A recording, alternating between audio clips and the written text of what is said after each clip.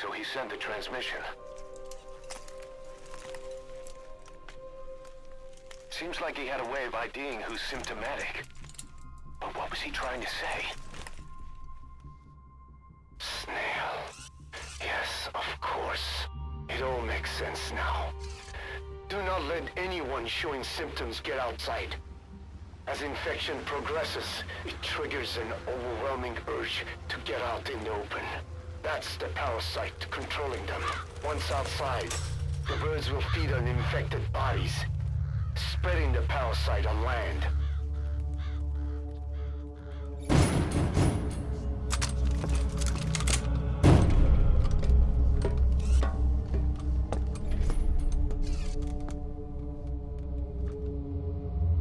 The whole world will be infested.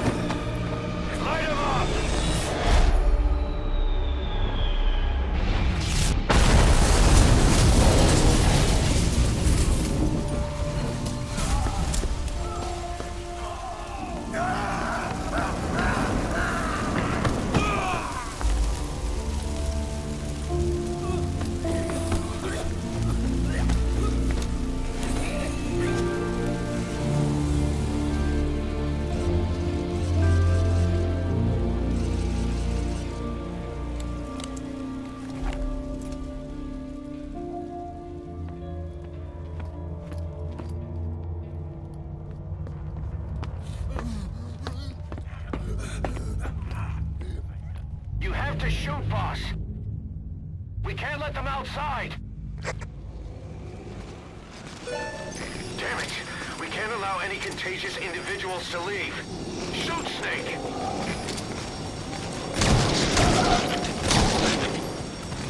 That's it. That's good. You still have those goggles. If you see a glow in someone's throat, that means they are infected.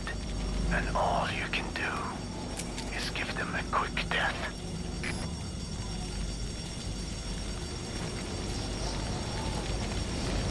Don't go outside. It's too dangerous.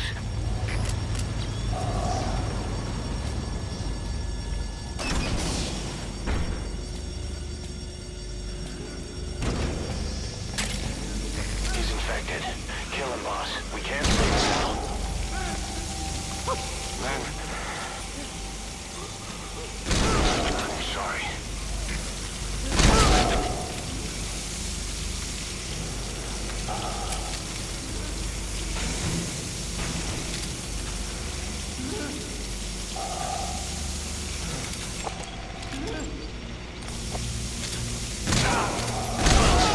Snake!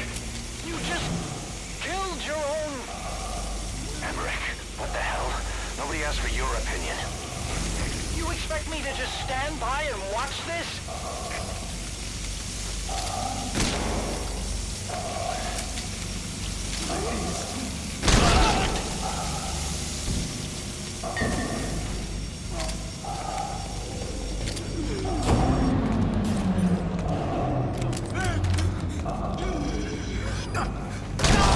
They're here to kill us!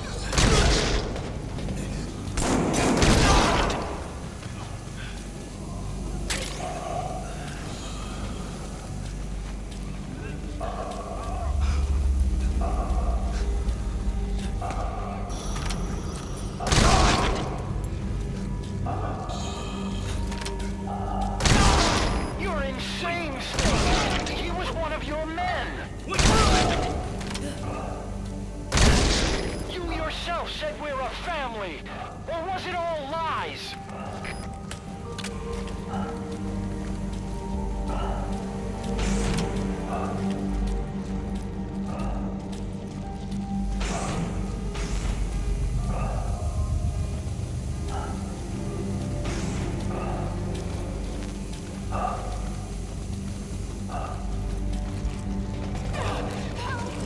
Don't kill me! You're kidding!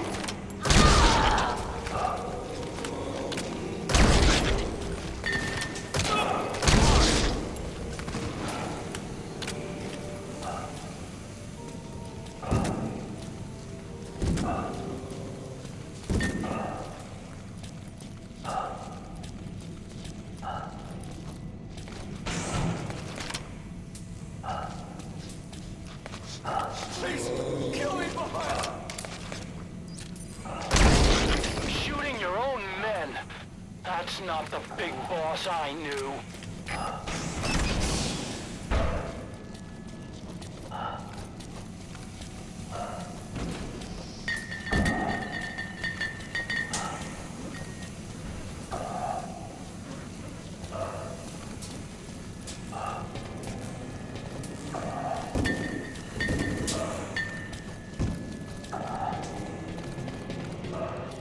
Move me! They're going outside! No, we're dead anyway.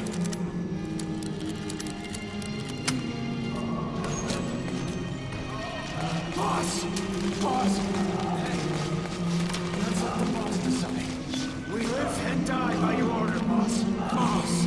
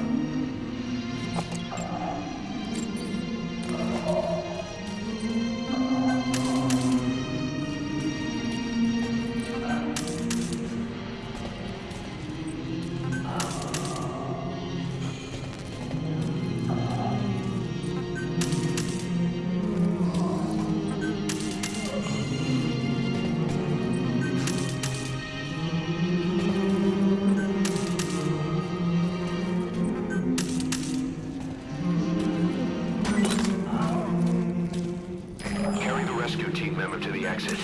He's the only one not infected.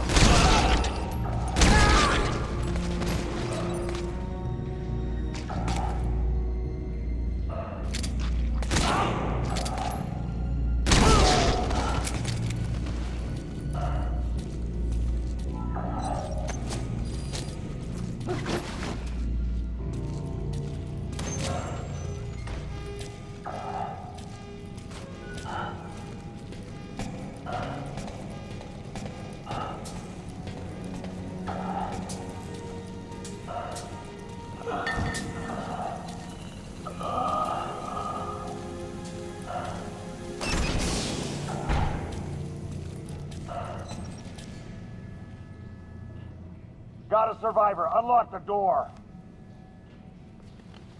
Wait.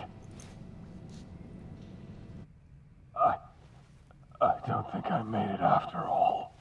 What? You just checked him. Could it have progressed this quickly? Boss, take another look at him with the goggles.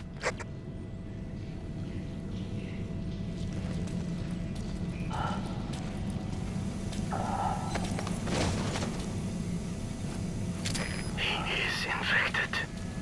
I don't believe it. Maybe.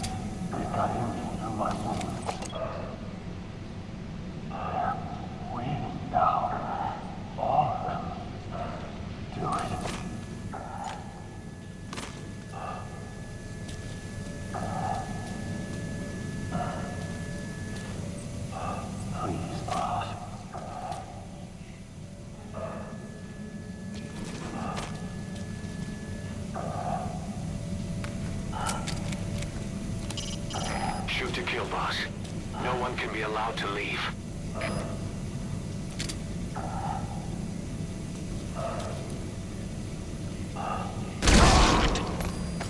I'm sorry, boss.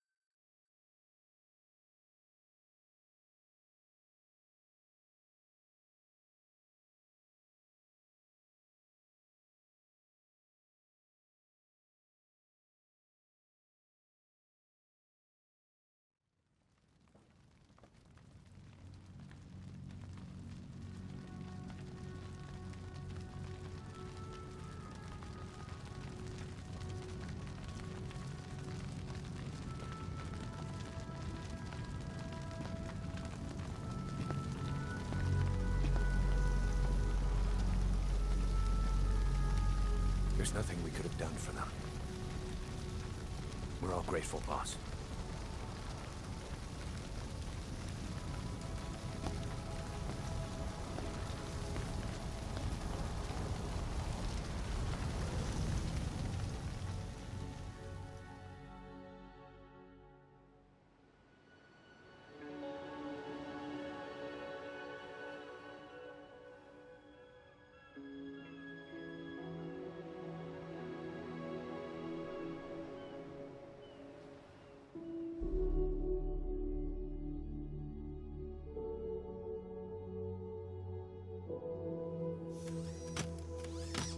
It's your fault!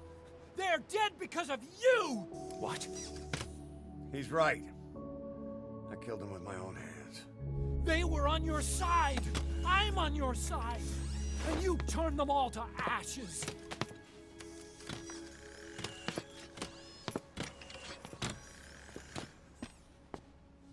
They wanted you to shoot. It was that or be burned alive. Come on. Let's get this over with.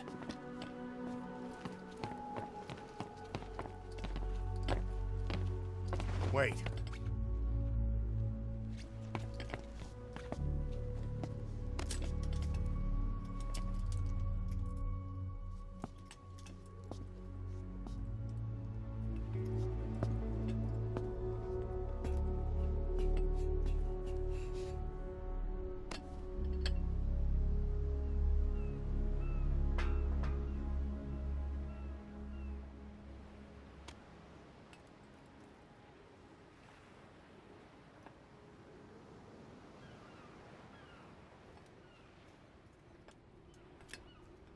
I won't scatter your sorrow to the heartless sea.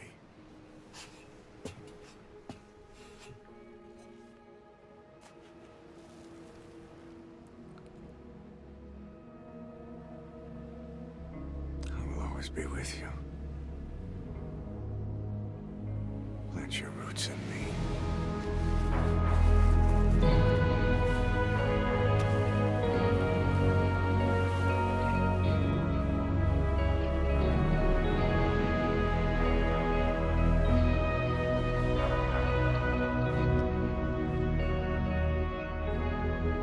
See you end as ashes.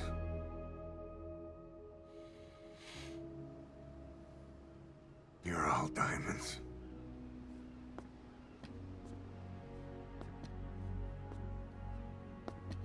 We're not burying them at sea.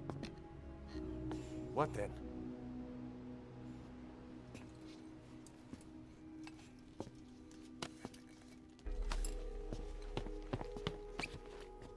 We'll make diamonds from their ashes.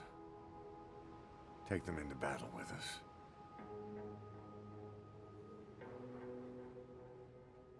A shining light to our brothers in arms, even in death.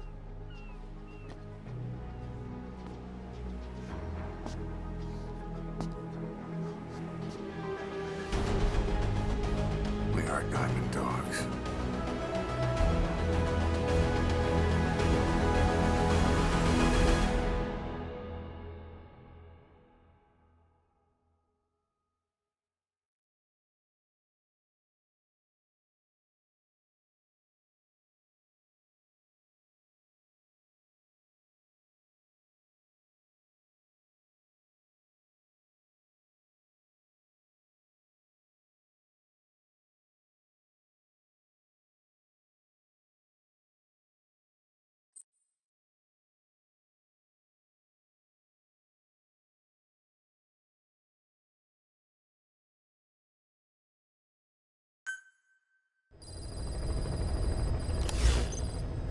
Boss, I don't know how you do it. All I could do was obsess over revenge, doubting my comrades along the way. But even after all we've accomplished, the phantom pain never let up. If anything, it just got worse. But you understood that from the start, didn't you? From the moment you opened your eyes in that hospital, you knew it wouldn't go away. Yet you've been fighting the pain and confronting your phantoms the whole time. Knowing full well the battle would never end, not till the day you die. I respect that now, more than ever. It's an honor and a privilege, Big Boss.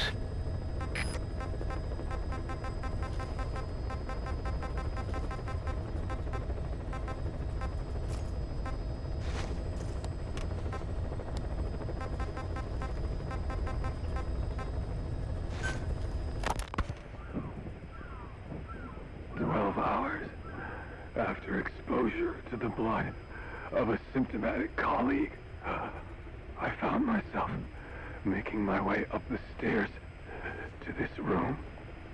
And I am not alone. Everyone who's infected, we've all come up here wanting to get outside. I know full well I mustn't leave, given the possibility I'm infected. Yet, I can't contain this urge I feel inside me, like the alcoholic who tries to make any excuse for one more drink. Every step I took up those stairs filled me with this sense of bliss. I still have all my wits about me, no time at all to rewire the electronic lock and open the emergency exit. Then, just as I was about to set foot outside, I finally realized what was going on. This desire for freedom is not my own, but that of the vocal cord parasites inside me. They want the ravens to feed on us, pecking us to death, attracted by these sweet secretions. They have mutated to facilitate this. The sweet smell is powerful enough to attract even a species with such a weak nose. So, before the parasites take complete control, I must. Most of the staff in here are already infected. At least, everyone I've looked at is. Infection with this parasite causes a high fever in the pharynx. I have modified a pair of night vision goggles to react only to this temperature range. With these goggles, you can identify who is infected. Other infected will, like me, feel compelled to make it outside. If the ravens get their meal, they'll head for land next. That cannot be allowed to happen.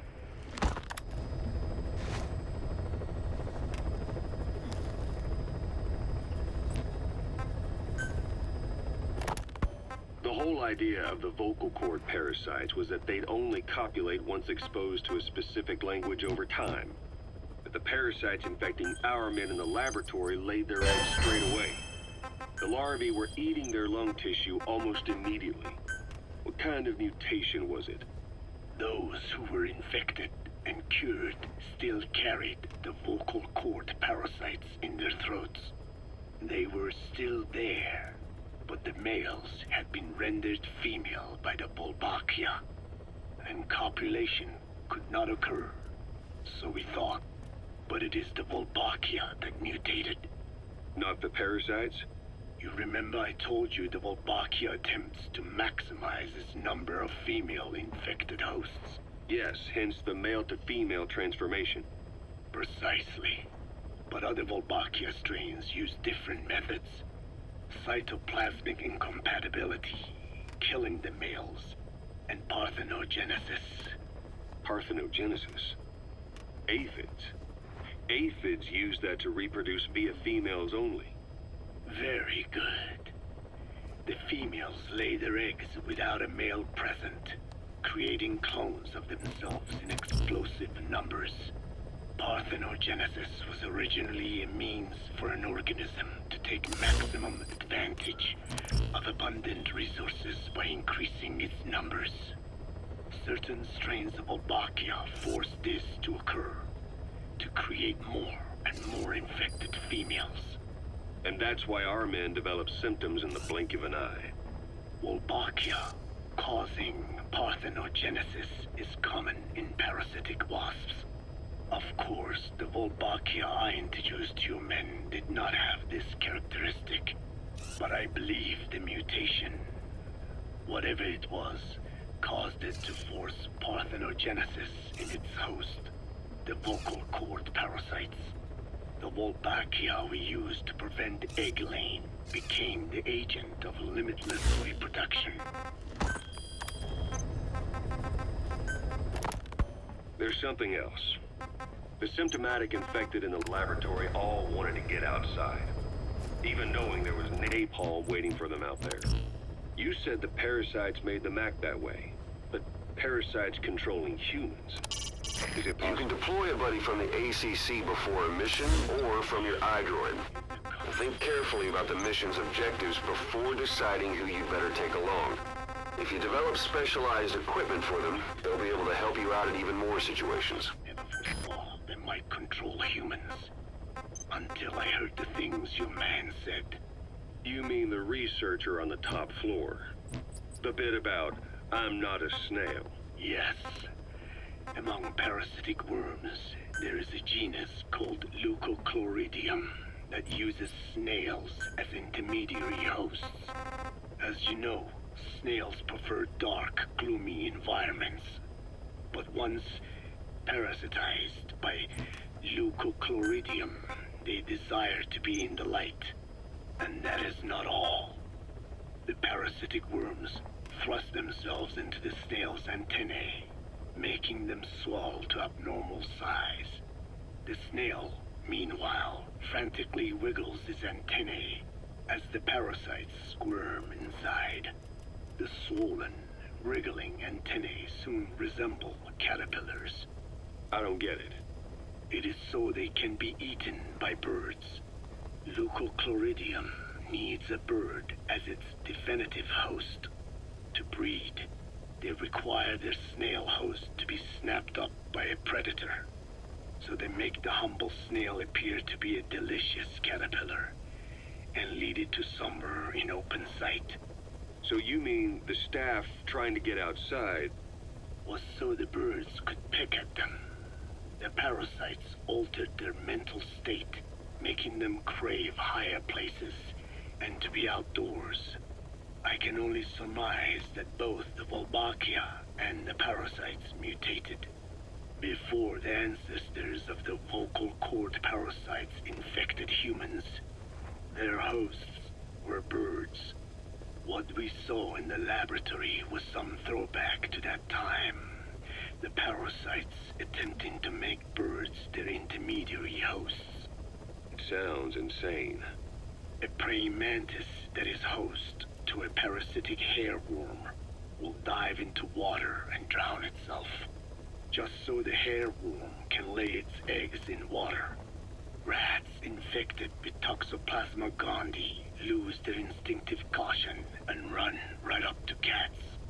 Just some of the many ways parasites control the host. But we're humans. Surely our minds are too complex for that. I thought just the same. Free will is what makes us human, so it never occurred to me that the parasites could be controlling the symptomatic. But the mood, the will of a person can be easily affected by the balance of their cerebral substances. Take the toxoplasma I mentioned. It does infect humans, and it is thought the infected develop a more reckless attitude. But to think that mutations occurred in both the Wolbachia and its parasite hosts. Your observation is most apt. Both mutations occurring at once indicates the presence of a powerful mutagen. I see. Keep working on narrowing down what it was.